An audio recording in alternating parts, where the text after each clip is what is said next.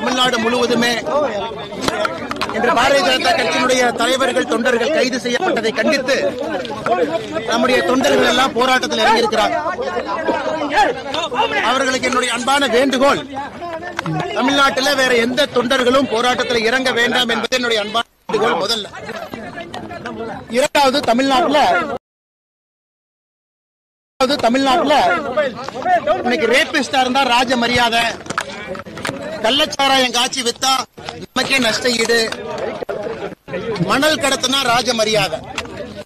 ஆனா ஊழலை தட்டி கேட்டீங்கன்னா உங்களுக்கு சித்திரவதை. பாரதிய ஜனதா கட்சியினுடைய தலைவர்கள் தொண்டர்கள் குறிப்பாக நம்முடைய மகளிர்கள் எல்லாம் சென்னை முழுவதுமே கைது செய்து 10 மண்டபத்தில் வச்சு மண்டபம் பத்தாம காலையிலிருந்து நடு ரோட்ல இருப்பதை நம்ம பார்க்கிறோம்.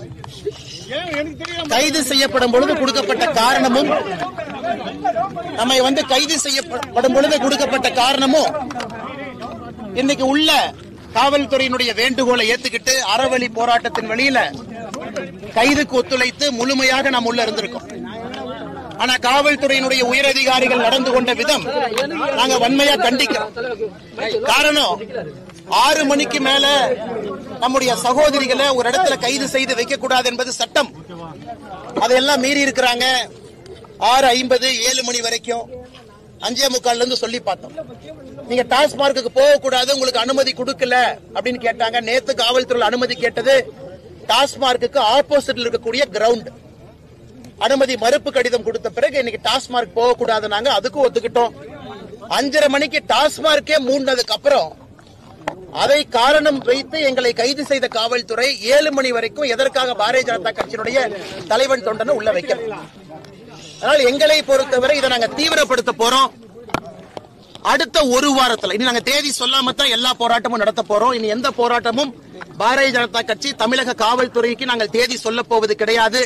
காவல்துறையின் மீது நாங்கள் நம்பிக்கை இழந்து விட்டோம். ஜனநாயகத்தில் பாரதிய ஜனதா கட்சி காவல்துறைக்கு எந்த விதமான கடிதமும் நாங்கள் கொடுக்க போறது கிடையாது.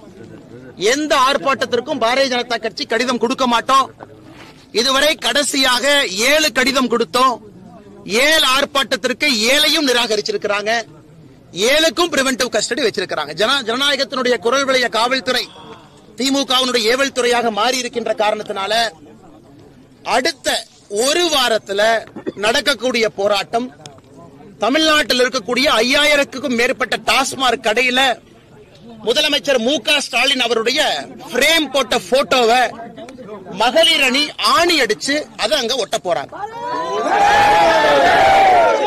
அடுத்த ஒரு வாரத்துக்குள்ள தேதி குறிப்பிடாம தமிழகத்தில் இருக்கக்கூடிய டாஸ்மாக் எல்லா கடையிலும் பாரதிய ஜனதா கட்சியினுடைய சகோதரிகள், தாய்மார்கள், மகளிர் அணி முன்னிருந்து நானும் உட்பட தமிழ்நாட்டில் டாஸ்மாக் கடையில முதலமைச்சருடைய பிரேம் போட்ட போட்டோவை சுத்தில் வச்சு ஆணி வச்சு அடிச்சு அதை ஒட்ட போறோம். ஏப்ரல் முதல் வாரத்தில் ஒரு நாள் பாரதிய ஜனதா கட்சியினுடைய தலைவர்கள் தொண்டர்கள் டாஸ்மாக் கடையை மூடி பூட்டு போட போறோம். இந்த 2 போராட்டமும் அடுத்த 15 நாட்களுக்குள்ள 2 தேதியில் நடக்கும். 22ஆம் தேதி ஒரு போராட்டம் சென்னையில் நடப்பதற்கு வாய்ப்பு இருக்கு. அதுவும் அறிவிக்க போறதில்ல. காவல்துறை பாரதிய ஜனதா கட்சிக்கு மரியாதை கொடுக்காத வரை பாரதிய ஜனதா கட்சி காவல்துறைக்கு மரியாதை கொடுக்காது. Very simple. காவல்துறையை பொறுத்த வரைக்கும் யூனிஃபார்ம் போட்டிருக்கிறவங்க ஒரு ஜனநாயகத்தில் எங்களை போன்ற அடக்கமாக ஒடுக்கமாக ஜனநாயகத்தின் வழியில் வந்திருக்கக்கூடிய ஒரு கட்சி தமிழ்நாட்டில் எங்கேயுமே பஸ் உடைக்கல, யாரையும் தீயப்பட்டு கொளுத்தல, நடு ரோட்ல யாரையும் வெட்டி சாய்க்கல. எப்பொழுதும் அறவழி போராட்டம் தான். அறவழி போராட்டத்திற்கு அனுமதி பிறகு நாங்கள் காவல்துறையின் மீது வைத்திருக்கக்கூடிய மரியாதையை, நம்பிக்கையை இழந்திருக்கின்றோம். அடுத்த 2 போராட்டமும் கட்டாயமாக நடக்கும். காவல்துறை முடிஞ்சா எங்களை தடுத்து பார்க்கட்டும். இனி தமிழ்நாட்டில் யூனிஃபார்ம் போட்ட ஒரு போலீஸ்காரங்களுக்கு இன்னையிலிருந்து தூக்கம் இருக்கக்கூடாது. நான் பாரதிய ஜனதா கட்சியினுடைய எல்லா தொண்டர்களுக்கும் இந்த நேரத்தில் நான் சொல்ல விரும்புறேன். நமக்கு மரியாதை கொடுக்காத காவல்துறை இன்னையிலிருந்து தூங்கக்கூடாது. விதவிதமான போராட்டம், ஆர்ப்பாட்டம் தமிழகத்தில் நடந்துகிட்டே இருக்கும். மே 2026 வரை ஒரு மரியாதை எப்படி கொடுக்கணும்னு அது தெரியாத அதிகாரிகள் கமிஷனரா, டிஜிபியா உட்கார்ந்து இருக்கிறாங்க. அந்த சேரல திமுகவை காக்கா பிடிச்சு கோந்து போட்டு உட்கார்ந்து இருக்கிறாங்க. அதனால் தமிழ்நாட்டில் இருக்கக்கூடிய எல்லா காவல்துறை நண்பர்களுக்கும் சகோதர சகோதரிகளுக்கும் ஒரு பெரிய களங்கத்தை காவல்துறை உயரதிகாரிகள் ஏற்படுத்தியிருக்கிறார். இத்தனை காலமாக பொறுமையாக எப்பொழுதும் காவல்துறைக்கு ஆதரவாக பேசிய அரசியல்வாதி நான். ஆனா என்னுடைய தொண்டர்களையும் என்னுடைய சகோதரிகளையும் இழிவுபடுத்திய பிறகு இன்றைக்கு ராத்திரியிலிருந்து காவல்துறையை நான் தூங்க விட மாட்டேங்க. Very clear, very clear. என்ன நடந்தாலும் பாத்துக்கலாம்.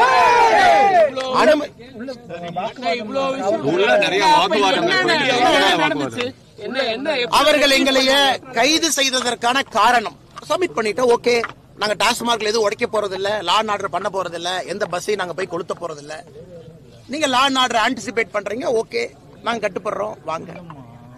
டாஸ்மார்க்குக்காகத்தான் இந்த பிரிவென்டிவ் அரெஸ்டே நடந்திருக்கு. நாங்க போய் தமிழ்நாட்டில் வேற எந்த விதமான சம்பவம் பாரதிய ஜனதா கட்சி பண்ண போறது இல்ல.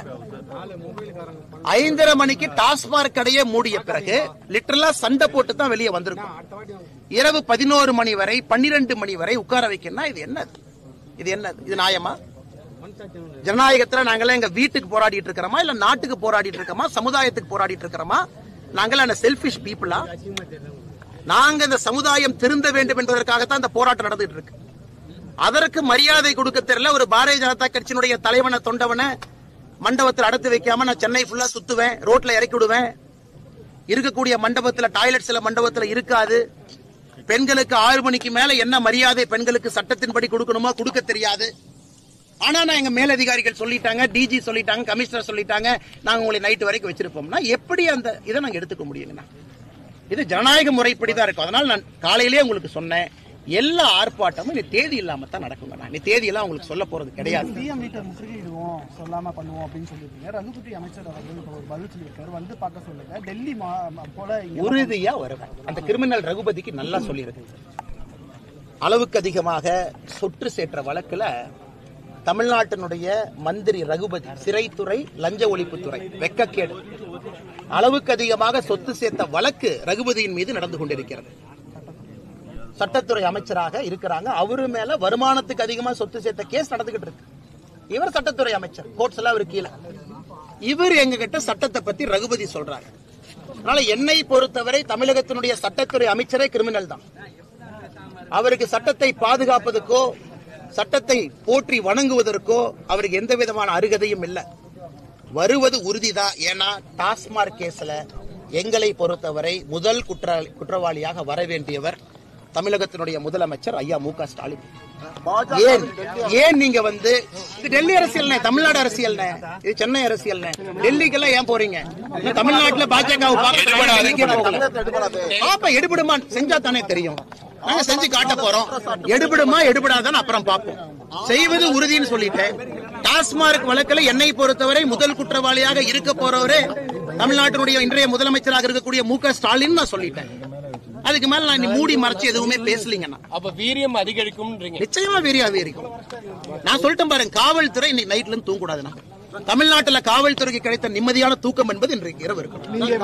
ஒரு சீனியர் ஆபீசர் வந்து கொடுக்கிற இல்லீகல் ஆர்டர் எல்லாம் ஒரு காவல்துறை ஃபாலோ பண்ணிக்கிட்டு இருந்தா சட்டம் ஒழுங்கு எங்க போய் நிக்கும்? சட்டம் ஒழுங்கு எங்க போய் நிக்கும்?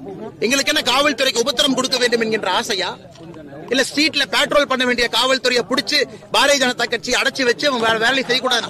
மரியாதை கொடுக்கும். There is a respect. ஒரு முறை பொறுத்துக்கிட்டோம், 2 முறை பொறுத்துக்கிட்டோம், 6 முறை பொறுத்துக்கிட்டோம். எல்லாம் ஒரு லிமிட் தான்.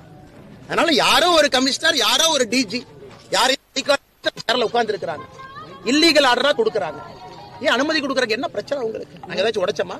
எங்களுக்கு அந்த மாதிரி ரெக்கார்ட் இருக்கா நாங்க உடைக்கிறதுக்கு? யாரை பாதுகாப்பதற்காக இந்த கபட நாடகம்? சரி, 22ஆம் தேதி அத்தனை பேர் வருவாங்க. நாங்க லா அண்ட் ஆர்டர் பண்ண எங்க போய் நீங்க போலீஸ் வச்சிருப்பீங்க? யாரை வந்து தடுப்பீங்க? நீங்க எங்க நீங்க ஆளை டிப்ளை பண்ண எனக்கு தெரியாதானே? எனக்கு அந்த கம்ப சூத்திரம் தெரியாதா? எப்படி காவல்துறை அலையவும் எனக்கு தெரியாதா? அதை செய்ய வேண்டாம் என்று அரசியலுக்கு வந்திருக்கேன். ஆனா தயவு செஞ்சு என்னையும் ஒரு சராசரி சாமானிய அரசியல்வாதியாக காவல்துறை மாற்றிவிட வேண்டாம் என்ற நேரத்தில் கேட்டுக்கிறேன்.